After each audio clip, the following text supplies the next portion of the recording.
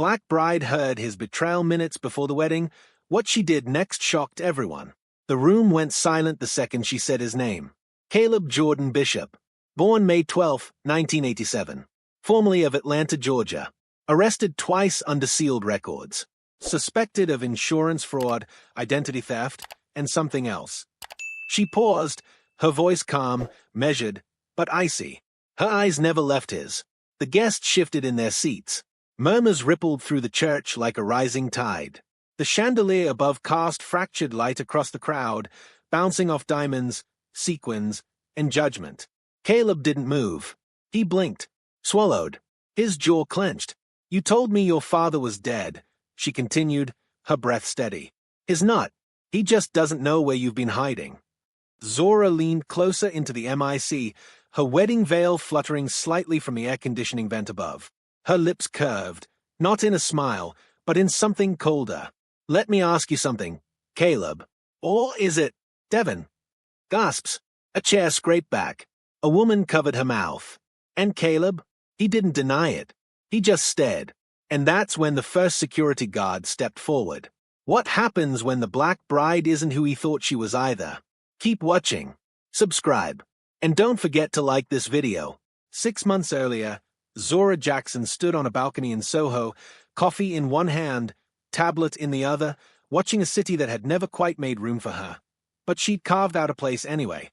She wasn't famous. Not in the Hollywood way. But in the world of cybersecurity, she was something of a legend. At 31, she'd co-founded one of the fastest-growing cyber defense companies in the country, protecting major hospitals and nonprofits from silent digital threats. She didn't sell out. Didn't cater to Silicon Valley brothers. She built for people like her. Overlooked, underestimated, and unprotected. Zora loved her work. She loved quiet mornings like this. And she loved, or thought she loved, Caleb Bishop. They met in the most cliché way imaginable, a gala. He was tall, good-looking, and oddly soft-spoken for a man in finance. He said he wasn't like the rest of them, and he wasn't, at least not on the surface. While others talked over her, Caleb listened. He didn't flinch when she corrected someone at the table. He smiled like he'd never met anyone who could command a room by speaking softly and saying less. Their first date lasted 5 hours. By the second month, he was cooking for her. By the fourth, he was practically living with her. She told herself it was too fast. Her best friend, Layla, said it out loud. But Zora didn't care. Caleb made her feel something she hadn't felt in years. Safe. And then came the proposal. Simple. Honest. On a rooftop in Harlem with her mother's vintage ring. Yes, she whispered that night, not because she was certain, but because she wanted to be. "You're going to be Zora Bishop," Layla teased a few weeks later, flipping through wedding brochures. "Sounds like a senator's wife." Zora rolled her eyes but smiled. They sat in her office, wedding planning bleeding into her workday. Layla had flown in from Chicago, determined to be more than just a bridesmaid. She was the self-appointed voice of reason. "You trust him?" Layla asked, suddenly serious. "I do," Zora said. But there was a pause. A beat too long. Because sometimes, when Caleb thought she was asleep, he'd whisper names in his dreams. Sometimes he locked his phone even from her. And once, she found an old duffel bag stuffed behind their laundry unit with a second passport in a name he never mentioned. But love, when you want it badly enough, has a funny way of editing the truth. 2 weeks before the wedding, something shifted. She came home late from work and Caleb wasn't there. His phone went straight to voicemail. She waited, scrolling news feeds and checking traffic maps, half listening to a podcast she played a dozen times before. Then, at 1:17 a.m., he walked in like nothing had happened. Said he went for a drive to clear his head. Said he was nervous about the wedding, about being enough for her. Zora nodded. Said she understood. But she didn't. Not really. Later that night, after he fell asleep, she reached under the bed for the duffel bag. It was gone. She didn't hire a private investigator. She didn't run a background check. She didn't need to. Zora had built a company that stopped cybercriminals. She had resources, tools, and friends in very quiet places. She pulled his records herself. It took 2 hours. The man she was marrying had at least 3 aliases. One of them matched an embezzlement case that was quietly dropped in 2017. Another showed up in court filings as a silent partner in a fake wellness brand that disappeared after scamming hundreds of women out of their savings. But the name Caleb Bishop? That one had no past before 2018. No high school. No college. No employment records. No tax returns. He'd built an identity from scratch. And he'd chosen her. But why? She didn't confront him. Not yet. Instead, she played along. She let him plan the wedding. Let him hold her at night. Let him think she was still the woman who believed in love at first sight. And behind the scenes, Zora made her own plans. She rewrote her will, reorganized her company's structure, quietly bought a new property under a holding name no one would trace. She wasn't just protecting herself, she was preparing for war. Because something told her this went deeper than just a man with secrets. There was a reason he'd targeted her. A reason he'd learned her patterns, said all the right things, stayed just long enough to feel real. She just didn't know what it was. Not yet. The night before the wedding, it rained hard. Thunder cracked above the Hudson like some kind of warning. Zora stood by the window in her suite, watching the water hit the glass. She thought about her father, gone now, but still present in moments like this. He always said, "People lie with their mouths, but truth lives in patterns. Watch how they move." And Caleb? His movements had never quite matched his words. She didn't sleep that night. She didn't cry either. Instead, she sat with Layla and drank too much whiskey, laughed too loudly, danced barefoot in their suite until 2 a.m., pretending the storm didn't matter. But in the morning, her hands were steady. She dressed in ivory silk, pulled on her gloves, slipped the veil over her eyes, and walked into the church like a woman walking toward something, not someone. At the altar, Caleb smiled. That same smile he always gave her when he wanted her to believe. She didn't return it. The officiant began to speak, but Zora raised a hand, stepped forward, and spoke first. For 3 full seconds, no one moved. Zora stood at the altar, mic in hand, eyes locked on the man who had lied to her for months. The church was packed, high ceilings, stained glass, polished floors. It smelled of roses and old wood and perfume. Cameras were recording. Phones were out. 1,000 details she'd spent weeks planning. But all of it blurred in the background now. "You told me you didn't know your father," Zora said, voice still level. "But I found him. He's alive.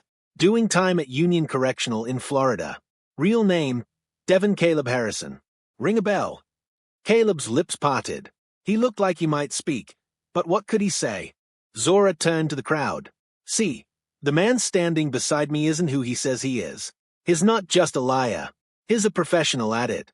He's changed his name 3 times, built fake businesses, laundered money, disappeared women." The church erupted. Half the guests leaned forward, the other half leaned back, and then, just behind the last row of chairs, 3 plainclothes agents stepped into view, hands near their belts, watching, waiting. Zora dropped her eyes to the ring he'd placed on her finger just 20 minutes earlier. She twisted it once, then pulled it off. "He thought I wouldn't find out," she said. "But he doesn't know me at all. Don't scroll yet. The next part might just change everything. Keep watching." 3 months before the wedding, Zora didn't trust easily. She couldn't afford to.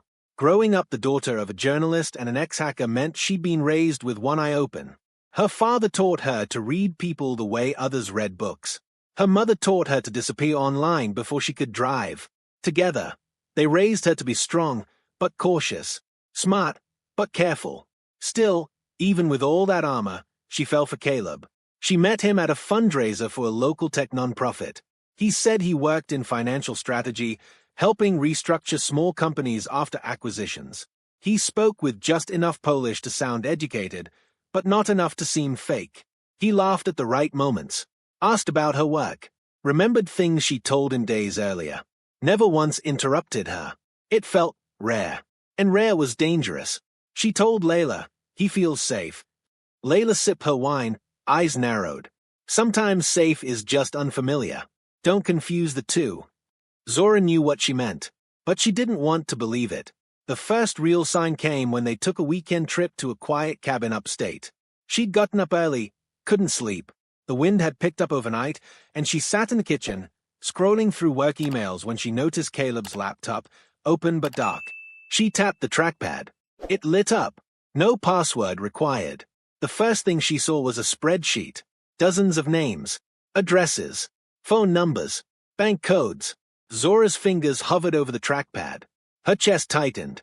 Before she could dig further, she heard the floorboard behind her creak. Caleb stood in the doorway, shirtless, holding 2 mugs of coffee. "You shouldn't go through other people's stuff," he said, smile tight. Zora forced a laugh. "I thought it was mine." He stared for a second too long. Then he crossed the room, kissed her on the cheek, and shut the laptop with one hand. The air shifted after that. She felt it. Back in the city, she searched for Caleb Bishop online. Nothing. No tagged photos before 2018. No digital footprint prior to the same year. Not even a high school mention. Everyone had something. Zora found her own 5th grade science fair award on an old message board once. But Caleb? It was like he appeared out of nowhere.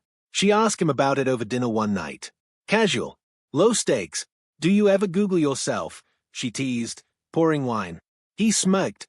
"All the time. It's embarrassing." "Nothing shows up though," she said. "Guess I'm just a ghost," he replied, and laughed. But Zora didn't. The next day, she made a call. Not to her tech team. Not to Layla. To someone she hadn't spoken to in over a year. "Uncle Drew," she said when the line picked up. "I need a favor." Andrew Marcus, former cybercrime analyst turned ghost consultant. A man who once helped the FBI track a digital cult across 5 states. A man who owed her father everything. "I'm getting married," Zora said, "but I think I'm being played." Drew didn't waste time.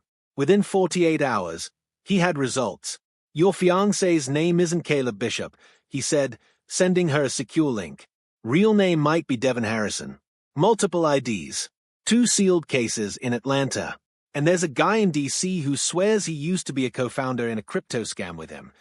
Zora felt the ground shift. "He's careful," Drew added. "Really careful. But this is who he is. He finds people with power or platforms, gets close, builds trust, and either takes what he needs or disappears." "And me?" Zora asked. "Probably both." That night, Zora stood in her shower long after the water had turned cold. She felt stupid. Naive, but not broken. Not yet. She stayed up until 3 a.m. rewriting her company's internal structure. Moved money. Changed passwords. Wiped every trace of access Caleb might have had. And then she started planning the wedding again. Same date. Same dress. Same everything. She wanted him to believe he'd won. Because Zora wasn't just preparing to protect herself. She was preparing to expose him. A month before the ceremony, she met with a friend at the DOJ. Off the record, she handed over a file. "I'm not asking for an arrest," she said. "Not yet. Just make sure someone's watching when I say the word." He agreed. They set up a code phrase. It would all come down to timing. The week of the wedding, Caleb was calm. Charming. Almost too much so. Zora played along. Let him spin his stories. Let him brush a stray curl behind her ear while whispering sweet promises. Inside, she felt like a grenade with the pin half pulled. The morning of the ceremony, her mother adjusted her veil, misty-eyed. "I always knew you'd be someone powerful," she said. Zora smiled. "You have no idea," she whispered. Back at the altar, Zora turned from Caleb to the crowd. "I'm sorry you had to find out this way. But this isn't just about a broken heart. This is about a man who thought I'd be his next victim." She looked back at him. "You miscalculated." 2 agents stepped forward. Devin Harrison, one of them said, "You're under arrest for wire fraud, identity theft, and obstruction of justice." Gasps again. Chairs shifting. Phones rising. Zora stepped aside. Caleb didn't run. Didn't argue. Just stood there, letting the cuffs snap into place. And as they led him out, he looked at her one last time. His eyes weren't angry. They were impressed. Outside the church, the sun broke through the clouds. Zora walked out alone. But she didn't feel alone. She felt free. And that was just the beginning. The footage was everywhere by morning. Black bride exposes groom at altar, then hands him over to the feds. Wedding turns into arrest scene. You won't believe what she found out. Who is the real Caleb Bishop? And who helped him? The story exploded online. Zora hadn't posted it. She didn't need to. Half the guests had been live streaming without knowing what was coming. By the time she left the church, the video already had 80,000 views. Within 12 hours, it hit 4.3 million. By the end of the week, it was at 19 million and counting. Everyone had an opinion. Some praised her composure. Others questioned how she hadn't seen it sooner. But most just wanted to know what Caleb, Devon, had really done, and how far it went. Zora wanted the same answers, and she was ready to get them. 3 days after the wedding that wasn't tea, Zora sat in a window booth at a Brooklyn cafe, staring at the man across from her.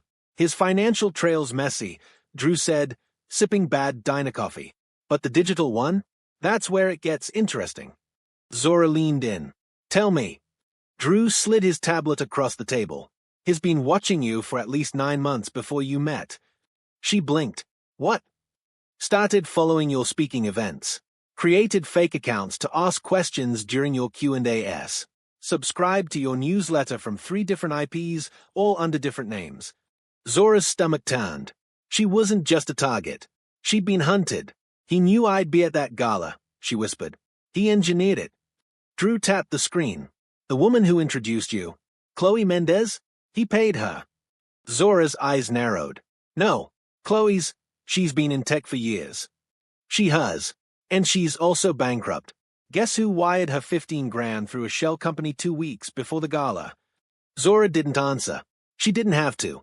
Everything Caleb had said, every casual coincidence, every compliment that landed just a little too well, it had all been scripted, tailored, built, and that meant one thing. He hadn't done it alone. Later that night, Zora sat in her apartment, the TV playing muted news loops in the background. She scrolled through Chloe's old messages. They'd been friends, work friends, but friends. DMs about panels, late-night check-ins, inside jokes about mansplainers in boardrooms. Zora had trusted her. She opened a new message. Zora, we need to talk. Tomorrow. No excuses. Chloe replied within 5 minutes. Chloe, I didn't know what he was. I swear. Please. I'll explain everything. They met at a quiet bench near Prospect Park. Chloe looked thinner than before.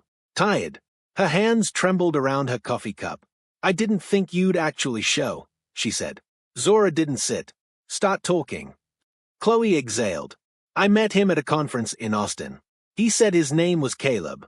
Said he was investing in minority-owned tech startups and looking for people to connect him. And you just sold me out. I didn't think it was that, Chloe said quickly. He said he'd seen you speak. That he admired you. Wanted to meet. I didn't know it was fake. Zora said nothing. Chloe looked up, eyes watery. He offered to pay my debt. My rent was 3 months behind. My dad was sick. I was drowning. So you sold him access. I thought he liked you. Zora stepped closer. He studied me. Built a false identity. Lied to everyone. And he used you to do it. Chloe nodded. I know. And I'm sorry. Zora stared at her, then finally said, You're going to fix it. Chloe blinked. Ow. Zora looked down at her phone. Because you're going to tell me the names of everyone else he worked with. That night, Zora started a file. Operation Ghost Groom. She filled it with screenshots, voice memos, audio recordings, names, and connections. Caleb, or Devon, or whoever he was, had manipulated more than just her. This was a network, and she wasn't going to the police. Not yet. She wanted the whole story first. Because one thing still didn't make sense. Why her? Of all the powerful women in New York, why her company? Why her life? What was he really after? She got her answer 2 days later. An email. No sender name. No subject line. Just a link to a secure server. Zora didn't click. She copied the link, routed it through a sandboxed virtual machine, filtered it through encryption layers, and watched the contents unfold on a black screen. At first, it looked like nothing. Then came the files. Project Rainlight, a name she hadn't heard in years. Zora sat back in her chair, breath caught in her throat. Rainlight was a dormant project she'd shelved during her 2nd year of business, an AI-based threat detection system built for emergency services. Highly sensitive. Government use potential. She'd locked it down when the contract felt too murky. She never published it. Never demoed it. But someone had it. Someone who wasn't her. She called Drew immediately. How could he have accessed Rainlight? She asked. It's A-gapped. No network access. It's never been uploaded anywhere. He went quiet, then said, unless he had a physical copy. Zora froze. Her mind raced. There was only one person who ever had a drive. Her ex-CTO, Andre Carrington. They hadn't spoken in 2 years. Andre had been brilliant, unstable, and deeply paranoid. Their falling out had been messy. Zora paid him out quietly and cut him off before his spiral dragged the company down. Now, his name was back. And suddenly, everything fit. Caleb hadn't chosen her just for her money or visibility. He'd come for Rainlight, and Andre had given him a way in. Zora stared at the dark screen, her reflection staring back. They didn't just try to steal her company. They tried to weaponize her creation. The thing she'd built to protect people, they wanted to use for profit. Or worse. She stood up, grabbed her coat. This wasn't about a broken engagement anymore.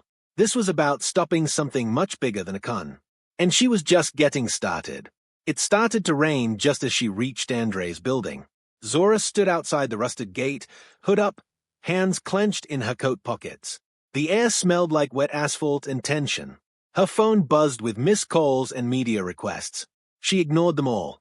A beat-up buzzer sat next to the door. She pressed it. A crackling voice answered, distorted by years of cigarette smoke and paranoia. Who is it? She didn't say her name. She didn't need to. It's me. A pause. Then, BZZZT. The lock buzzed. She stepped inside. Andre lived on the top floor of a walk-up in Bed-Stuy. His door was layered in deadbolts and stickers that warned no soliciting, no police, and no Wi-Fi. He opened it with a look that said he hadn't slept in a week. His hair was longer than she remembered. Grayer. His hands twitched when he reached for the latch. I figured you'd come, he said. I figured you still had the drive. They stared at each other. Then he stepped aside.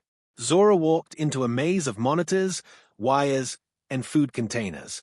A wall of server towers hummed in the corner, lights blinking like angry eyes. You know why I'm here, she said, not wasting time. Andre slumped into a creaky desk chair. You think I sold you out? I don't think. I know. Rainlight's been leaked. He rubbed his face. I didn't give it to him. But you had it. I built half of it with you. Of course I had a copy. You weren't supposed to keep anything after you left. He laughed bitterly. Neither were you.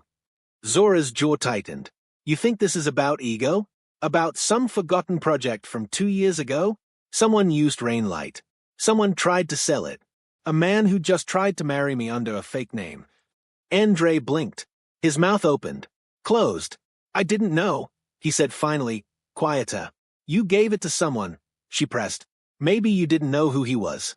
But someone got their hands on it, Andre. And now my name, my face, and my software are wrapped up in something I didn't authorize. He looked like he'd been punched. I didn't sell it, he said again. But I did something stupid. Zora crossed her arms. How stupid? It started, he said, with a message. 6 months ago. A private inquiry from a venture group claiming they wanted to explore ethical tech applications in developing countries. He knew it was shady, but they offered him a clean lab, full funding, and a team. He said yes. They said they needed sample data, Andre muttered, staring into his hands. So I pulled an old demo of Rainlight. Just the architecture, not the code. But they didn't need the code, Zora said. They just needed the blueprint. I bet they gave it to Devon to rebuild from scratch. Andre looked sick. I didn't think anyone would. You didn't think at all. She left without another word. Back outside, the rain had stopped. Zora walked fast. Fast enough that her heart didn't catch up until she was 3 blocks away. She ducked into a diner, ordered black coffee she wouldn't drink, and sat in a booth by the window, staring at the city like it had lied to her.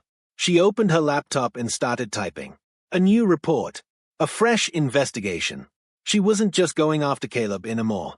She was going after everyone behind him.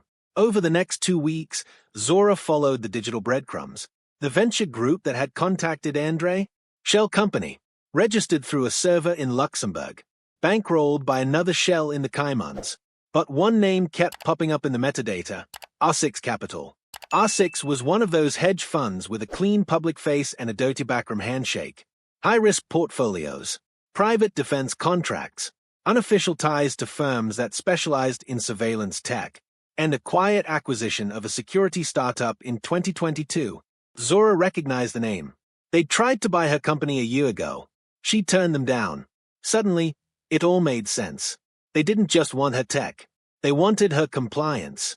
When that didn't work, they sent Devon. And now that he'd failed, she had to assume they wouldn't stop. That night, her security system pinged. Motion detected. East hallway. 2:43 a.m. Zora snapped awake. Heart in her throat. She grabbed the bat from under her bed, not because she planned to use it, but because she wanted to feel something solid in her hands. The camera feed showed nothing. Just a flicker. A shape moving fast. Then gone. She checked the front door. Locked. Windows sealed. But her living room desk? The drawer was open. And inside, the drive she'd hidden, the backup of Rainlight she'd stored months ago, was gone. They'd been in her home. The next morning, she filed an internal breach report. Quietly. No police. No leaks. She called her security lead and told him to double encryption protocols, reset keycard access, and cancel all external contractor permissions. Then she packed a bag and disappeared. Zora checked into a boutique hotel in Tribeca under an alias. She rerouted all her communications through proxy servers, burned her primary phone, told only Layla where she was. It wasn't just about staying safe anymore. It was about taking control.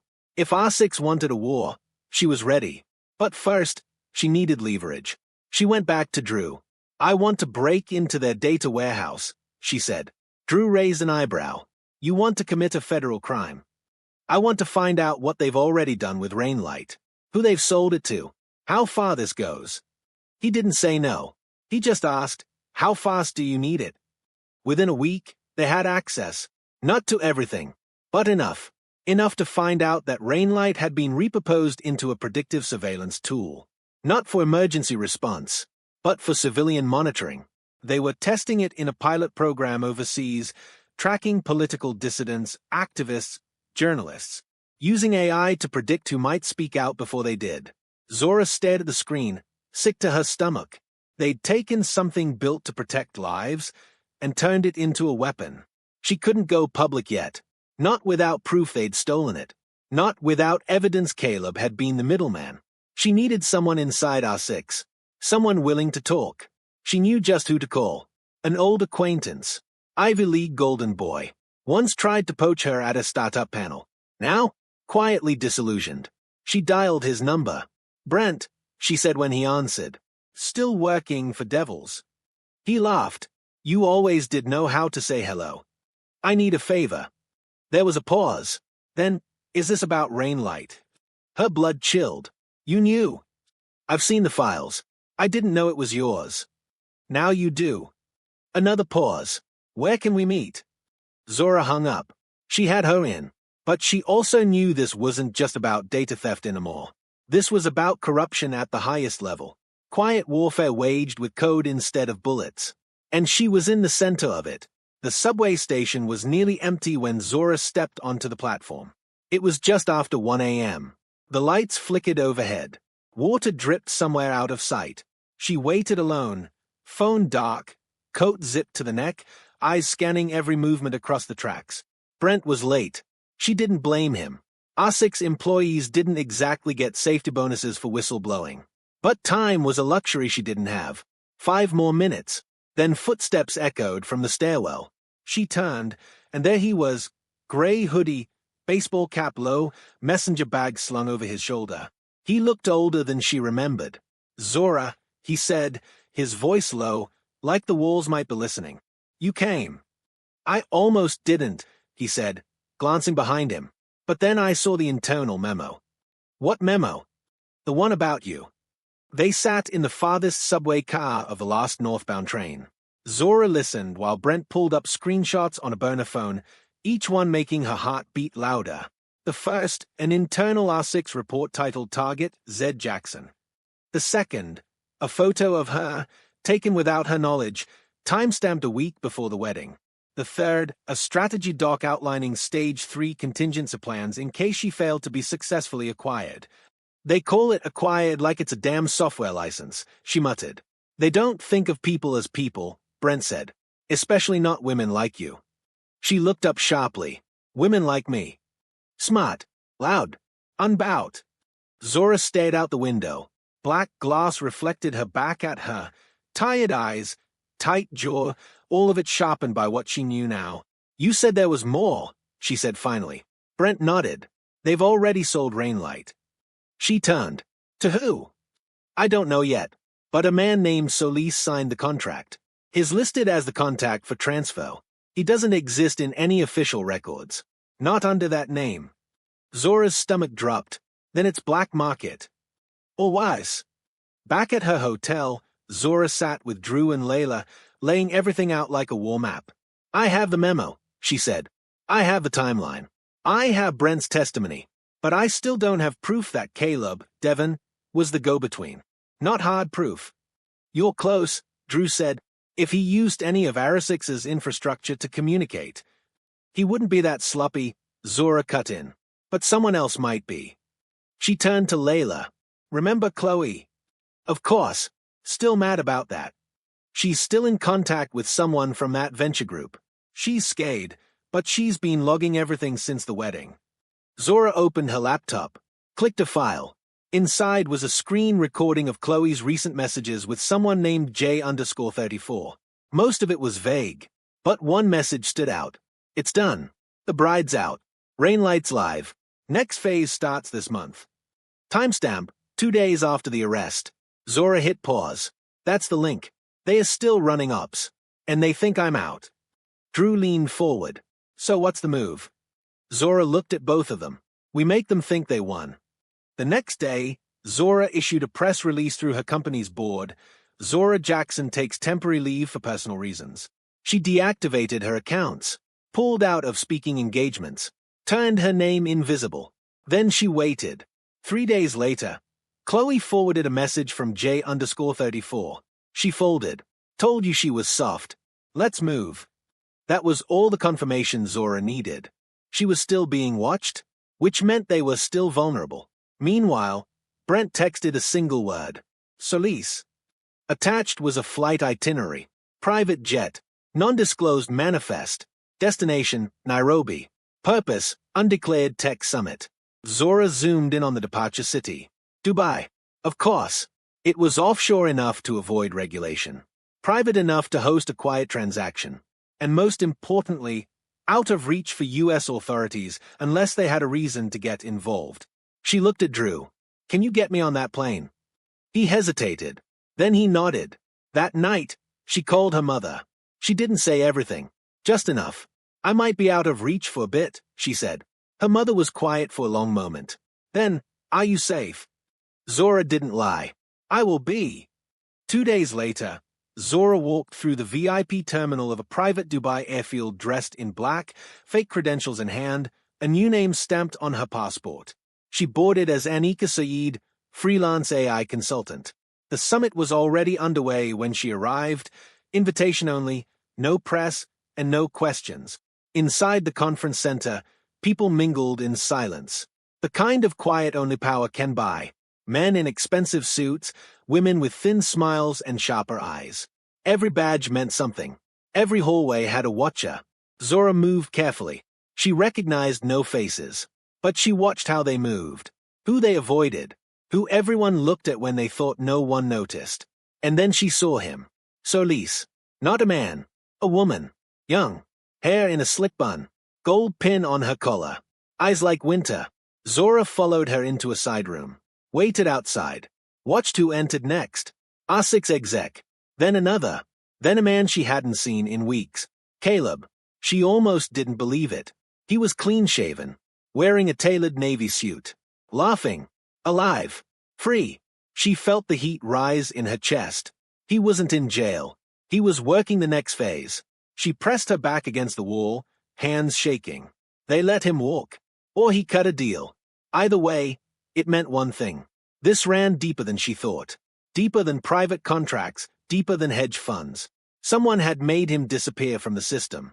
And now he was back, working under a different identity. And Zora. She was still supposed to be out. Until now. She pulled out her phone, started recording. Every face, every exchange, every whispered deal. Then she turned, headed toward the exit, and stopped cold. Because standing just beyond the door was Layla, dressed in a conference badge, laughing with Solis. The world tilted. Zora backed away, heart in her throat. She felt it, the betrayal before her brain caught up. Layla, her best friend, her confidant, had been playing both sides. You thought the worst was behind her, but the deepest betrayal is always personal. Like, follow, and stay tuned. Because now Zora doesn't just want justice. She wants revenge. The marble floor beneath Zora's heels felt suddenly unstable. She stood frozen just outside the doorway of the private conference room, half shielded by a tall ficus plant, watching the impossible unfold. Layla, laughing, talking, making small, practiced gestures with the same Solis who'd brokered the Rainlight deal. Her badge read El Hart, strategy consultant. She looked polished, confident, completely at ease. Zora's stomach flipped. She felt her throat tighten, her hands instinctively curl into fists. The air felt thin, like the walls were closing in. For a split second, her mind scrambled for explanations. Maybe Layla was investigating.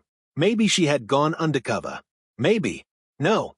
Zora had spent months parsing truth from performance. This wasn't a woman playing double agent. This was a woman who'd sold her out. The sound of Caleb's voice snapped her attention back. He had stepped closer to Layla, grinning, drink in hand.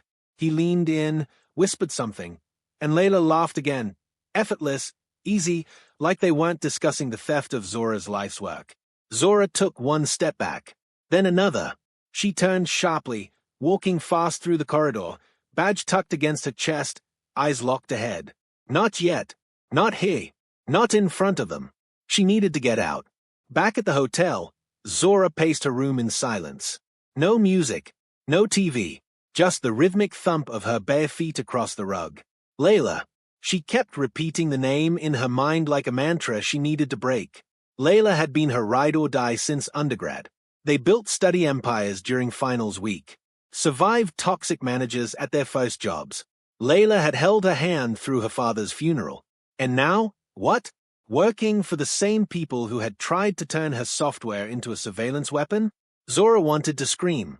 Instead, she opened her laptop and typed a name into her private terminal. Layla Hart. One search, one click, and everything started unraveling. She wasn't just consulting for R6. Layla had been hired nearly 18 months ago under a quiet subsidiary, Kinesis Group, listed as a data optimization firm. Buried in corporate layers, their primary role appeared innocuous, streamlining client onboarding, partner relations, scaling digital assets. But deeper down, Zora found communications, strategy docs, mentions of Asset Z. Layla had been part of the plan before Caleb ever showed up. She had pitched Zora to the team. A memo, dated 11 months earlier, chilled her to the bone. Asset Z is highly visible, underestimated, and emotionally isolated. Ideal candidate for long-term integration strategy. Recommending insertion of operative Devon by Q2, followed by accelerated trust-building measures and internal access by Q4. Personal tether, El Hart, will remain close to manage sentiment. Zora stared at the screen. Personal tether. That's what she had been. A project. A profile. An opportunity. Not just by Devon. Not just by R6. By Layla. The next morning, Zora didn't cry. She didn't scream. She didn't spiral. She dressed. Black jeans. Black tee. Hair tied back. She copied everything from the Kinesis servers. Every message. Every plan. Every whispered lie in corporate language. Then she encrypted it, split it into 3 secure drives, and sent one each to Drew, Brent, and her lawyer with a single instruction. Don't release this unless you don't hear from me within 72 hours. And then she wrote an email to Layla. Subject line, I saw you. By 9 p.m. She got a reply. Zora, I didn't want you to find out like this. I'm sorry, but it's more complicated than you think. Can we talk? Zora stared at the message, her pulse low and steady. She typed, 10 p.m. roof of the Hendrix. No backup. You lie once, I walk. She hit send. The rooftop was empty when Zora arrived. Lights from the city buzzed in the distance. A low wind curled across the concrete ledge. The Hendrix was one of those luxury hotels that didn't ask questions, and that's why she chose it. At 10:06 p.m., Layla appeared. Same sleek outfit from the conference. Same practice calm. Zora stood waiting, arms crossed. Layla stopped a few feet away. She didn't speak first. Zora did. How long were you planning to keep lying? Layla's mouth opened, closed. Then, softly, I didn't want to hurt you. Zora laughed once. Sharp. Then maybe don't turn me into a case study. It wasn't like that. No? You referred to me as Asset Z. You recommended a man to infiltrate my life. You handed them rain light. I didn't hand them anything. Layla stepped forward.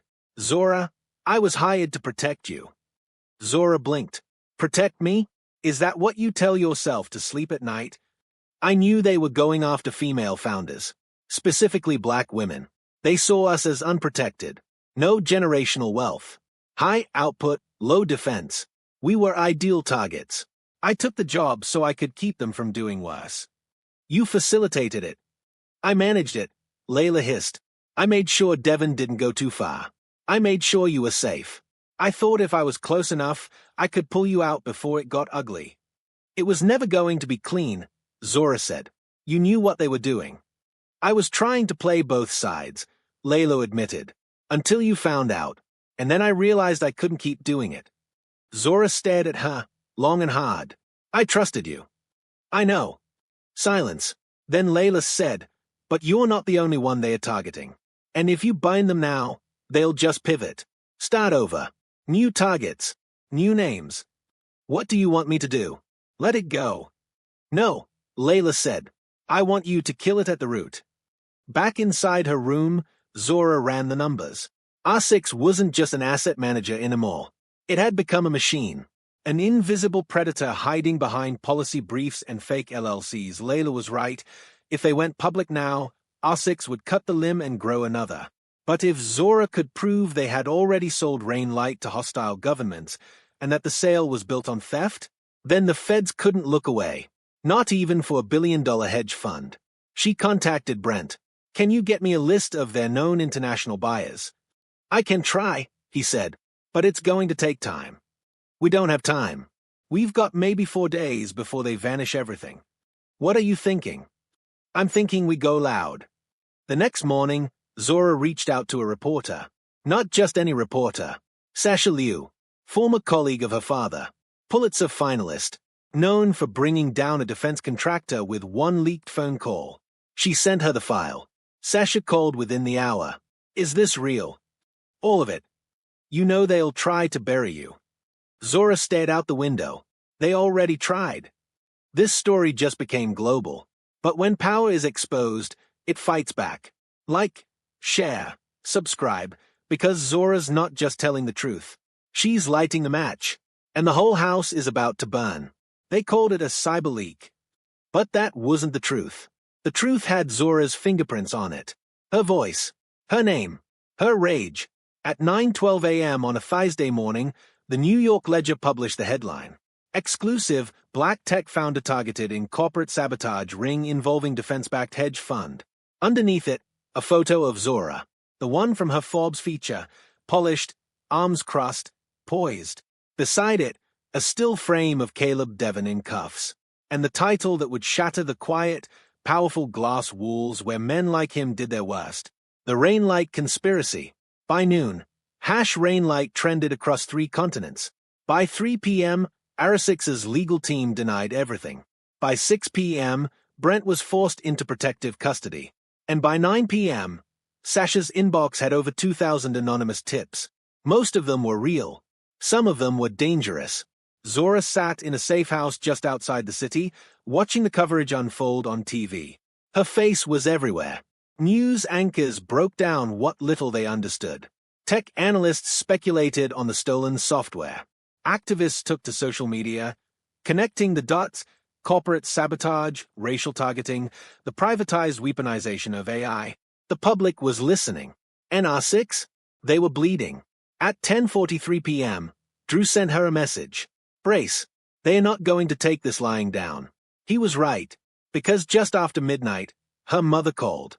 They'd posted her address. Zora's lungs locked up. Are you okay? She asked, already grabbing a burner phone to call security. I'm fine, her mother said. Don't you dare come here. This is what they want. Zora was silent. Baby girl, her mother said softly, you were born for this. She moved again. This time to a location only two people knew, Drew and Layla. It wasn't paranoia. It was survival. Because once truth is out in the open, those it threatens will do anything to erase it. And this time, they weren't hiding behind email chains or third-party brokers. They sent a message. Literally, a sleek white envelope was left at the front desk of Sasha's office. No return address. Inside, a photo of Zora. Taken the day before. On the back. This isn't over. Zora held the photo in her hands, jaw tight. She wasn't scared. She was angry. They want a war, she said, sliding it across the table to Sasha. Sasha nodded. Then we give them one. They started planning the next phase. See, what R6 didn't know was that Zora had more than just files and screenshots. She had the code. Buried deep in her encrypted drives was the full original build of Rainlight, versioned, annotated, and signed with her digital signature from 2 years ago. And hidden inside the code? A watermark. Not visible, not traceable, but provable. If Rainlight had been deployed anywhere in the world, even once, Zora could match that fingerprint. They couldn't erase it. And when she proved that R6 sold something they never legally owned, there would be federal charges. She tapped her fingers on the table. Drew, she said, can you get me network logs from any known Rainlight test regions? He nodded. I've got a source in Nairobi, and another in Santiago. Pull them both. If either showed a match, they had their smoking gun. But before they could act, R6 made their move. They threw Devon to the wolves. A leaked statement, carefully worded.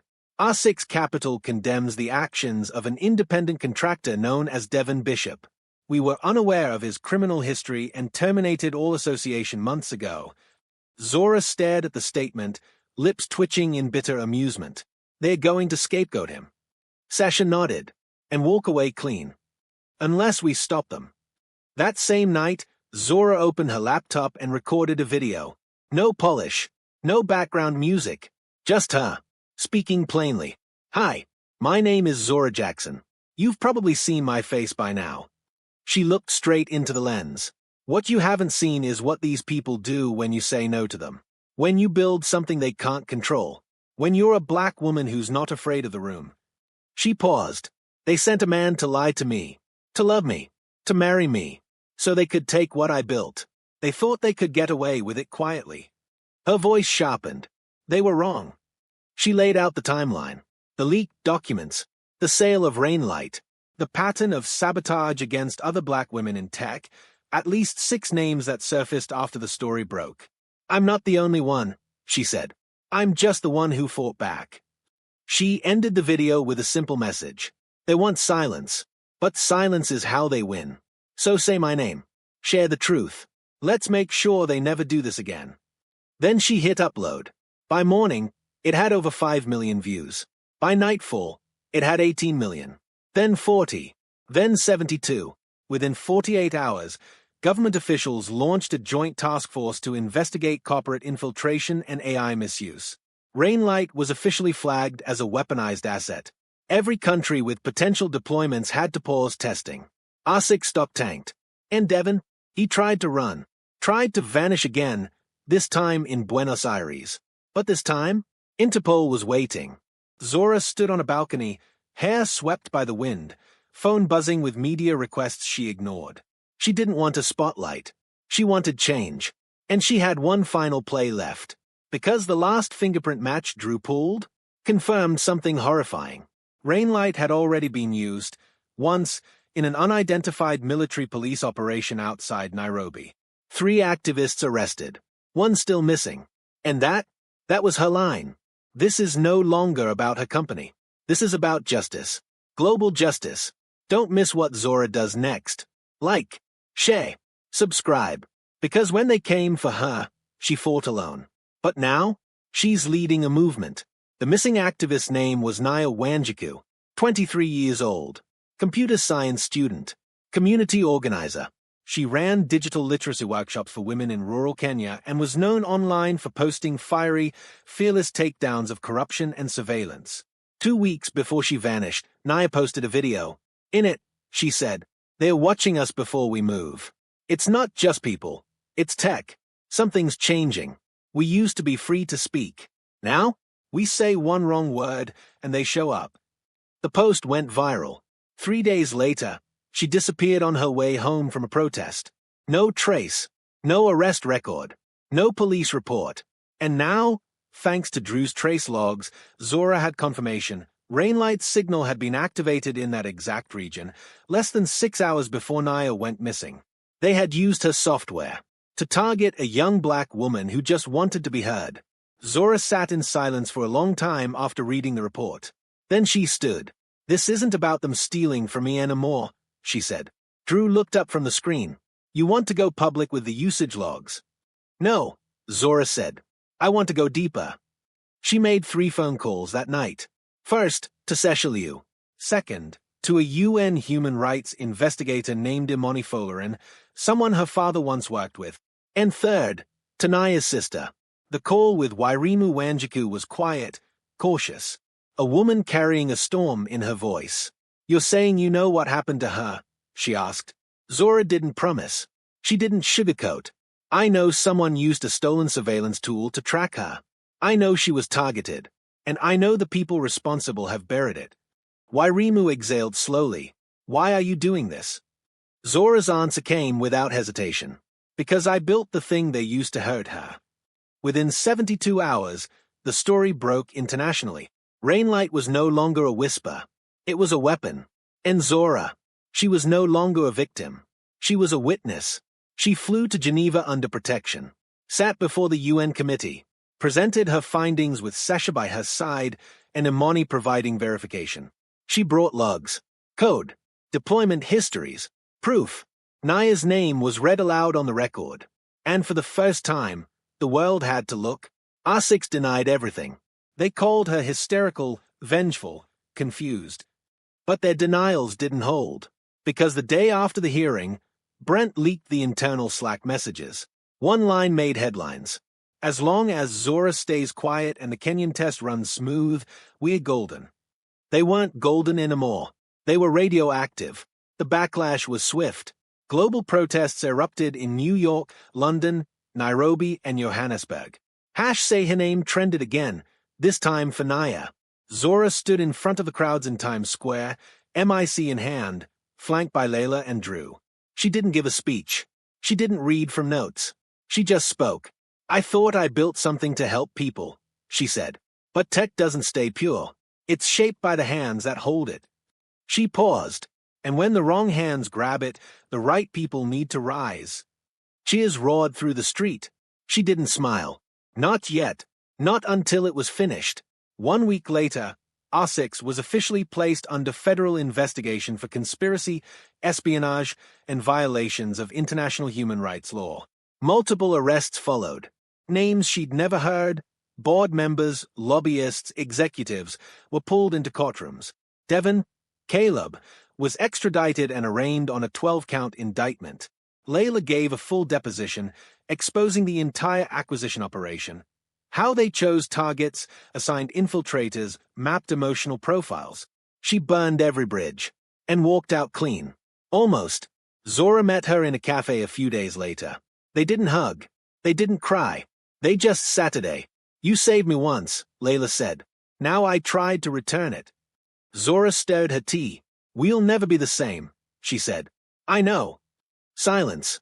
Then Zora stood. "Take care of yourself, Layla," and walked out. In the months that followed, Zora turned Rainlight into what it was meant to be. She open-sourced the safe version of the architecture. She partnered with global organizations to build ethical surveillance protocols that protected rather than policed. She launched the Naya Fund, offering grants to young technologists focused on justice-driven innovation. And her company? It survived. Barely. But it wasn't the same company. Now, it was a movement. 6 months to the day after the wedding that never was, Zora walked into a quiet, private ceremony. No cameras, no headlines, just her, Drew, Brent, Sasha, Imani, and Wairimu. They unveiled a plaque in a Nairobi tech lab, etched in metal, in memory of Naya Wanjiku. You were never just data. You were always the point. That night, alone in her apartment, Zora looked out over the city. She still didn't wear a ring. But she had something better. Her name, her truth, her power. And she'd never give it away again. But don't blink. Because even when justice is served, the shadows don't rest. Like, follow, subscribe. Because Zora's story isn't over. It's just reached the part they never expected. Her era. The awards didn't matter. Not really. Zora sat at the back of the gala hall in D.C., politely applauding as her name was called for the Global Justice Through Innovation Award. Polished tables, flashing lights, a sea of powerful people clapping for the woman who'd pulled off what no one else had dared. She rose, smiled, accepted the glass trophy. It felt cold in her hands. She delivered a tight, clear speech, no tears, no fluff. She thanked her team, named Naya, called out the need for regulation over reverence in tech. People rose to their feet. Some cried. Others posted selfies tagging #Zora Jackson, captioning their proximity to history. But Zora didn't feel like a hero. She felt like someone who'd walked through a burning house and come out the other side with soot still on her skin. Back in her hotel room, she peeled off the evening like a costume. Hairpins on the nightstand, heels by the door. The trophy stayed in her bag. It wasn't that she didn't care. It just wasn't the win she wanted.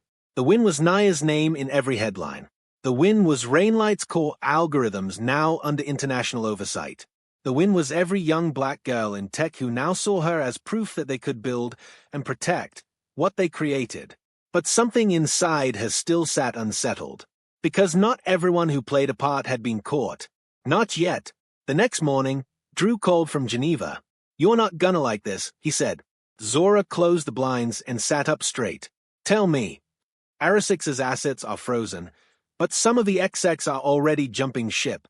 One of them slipped through. Which one? A pause. Solis. Zora went quiet. She's been off-grid since the hearings. No trace. Her passport's flagged, but we both know that won't matter. Zora remembered her. Sharp suit, clipped words, the cold efficiency of someone who'd built empires by breaking people like chess pieces. "She's not going to stop," Zora said. "No," Drew agreed.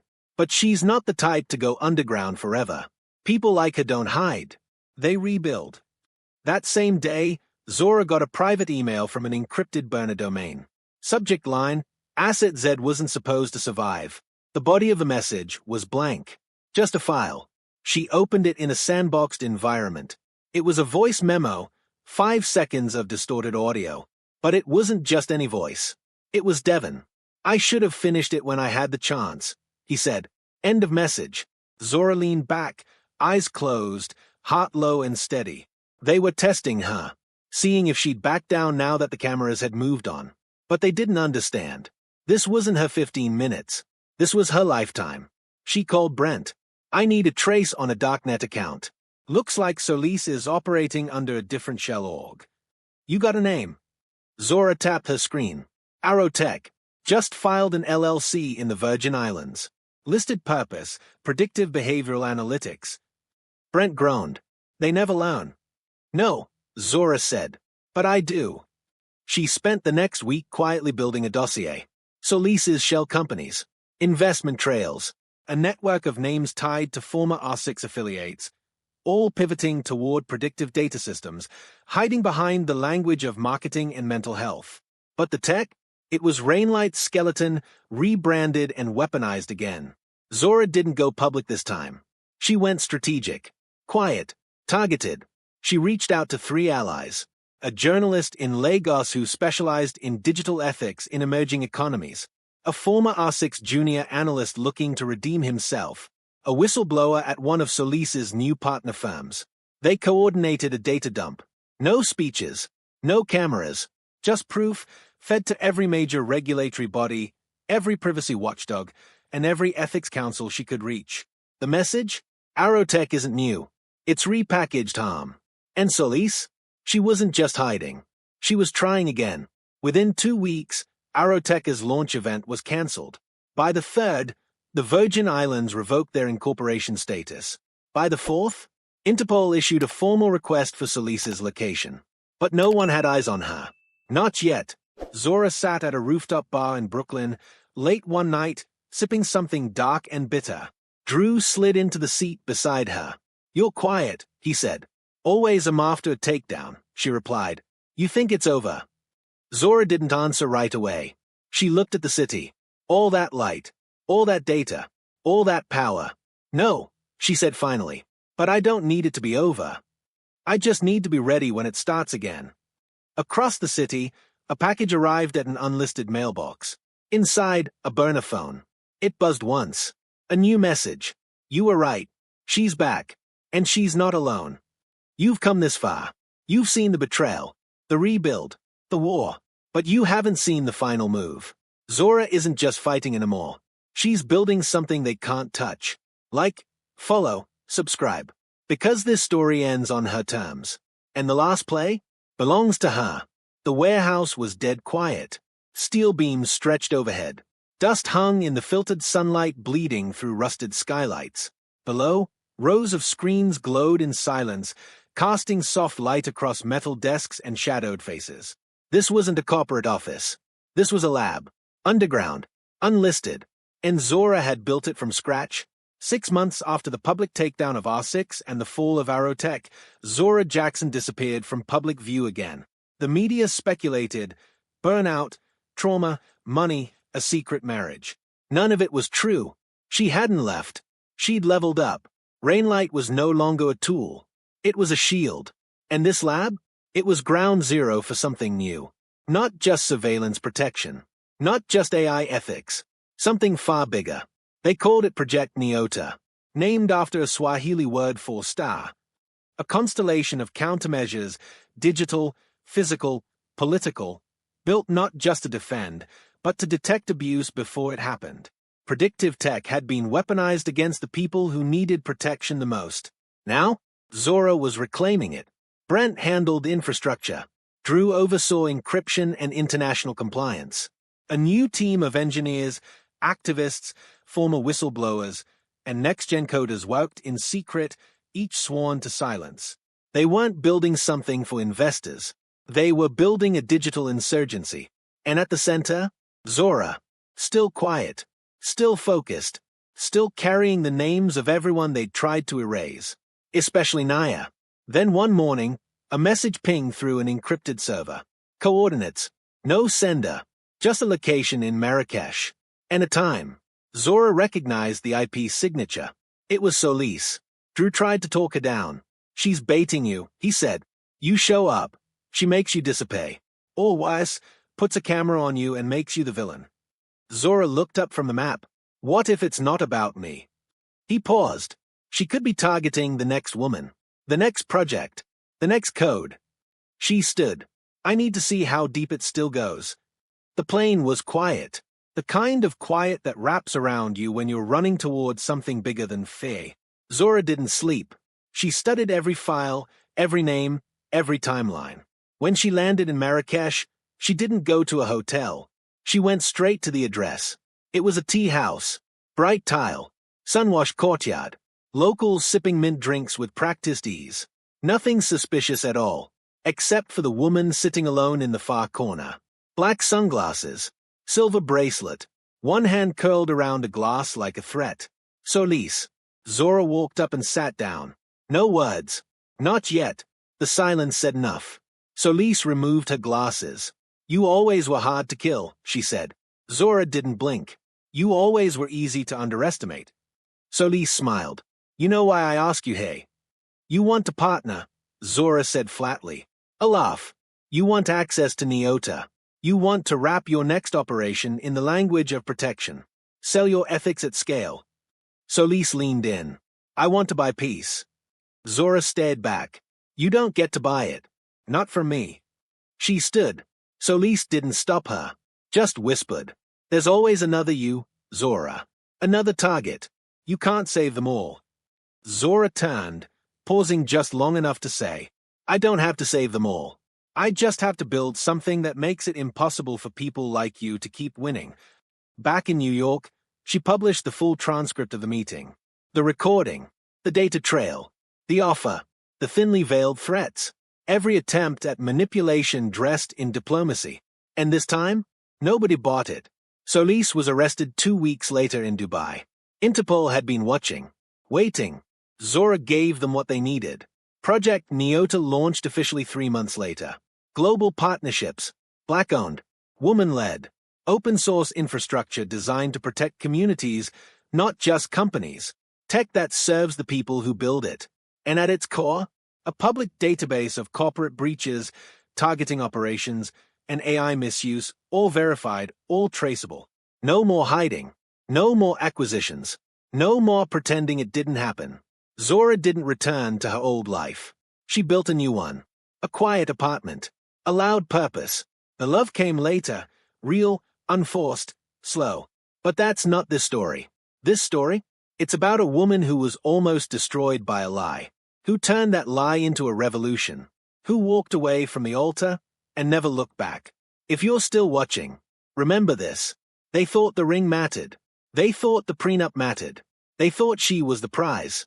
But the real prize was what she protected and what she became.